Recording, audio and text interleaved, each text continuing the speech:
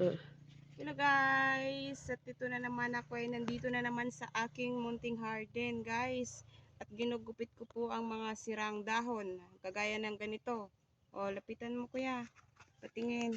O, kagaya po na itong mga dahon po ng talong ay ginugupit ko siya guys. Kasi kailangan ko na siyang gupitin na naman.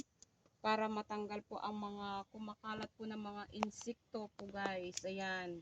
Para maging healthy po ang pagtubo po ng aking mga halaman, ang aking gulay na itong mga talong. Talong na pahaba at saka talong na bilog guys. Ito ang bilog po na talong. Ayan. Ayan guys. Kikita nyo ang bilog na talong. At ito naman po ang pahaba na talong. Ayan.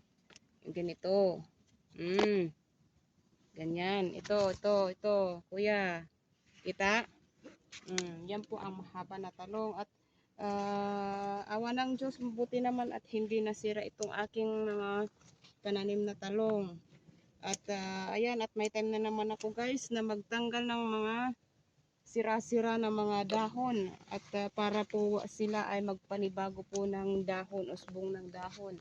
At ayan na nga, pakunti-kunti, inot-inot na lilinisan ko na naman ang aking munting hardin. At kailangan kong magpayong guys kasi ano po ang panahon, mainit na po ang panahon. Katapos ko pong naglaba ng damit at ako po ay nag-ayos naman na dito sa aking garden para tanggalin ang mga nasisira at nabubulok na ng mga ito na nagiging sanhi po guys ng insekto. Kailangan ko silang gupitin, ganun pang ginagawa ko para maging maayos po ulit ang tubo niyan.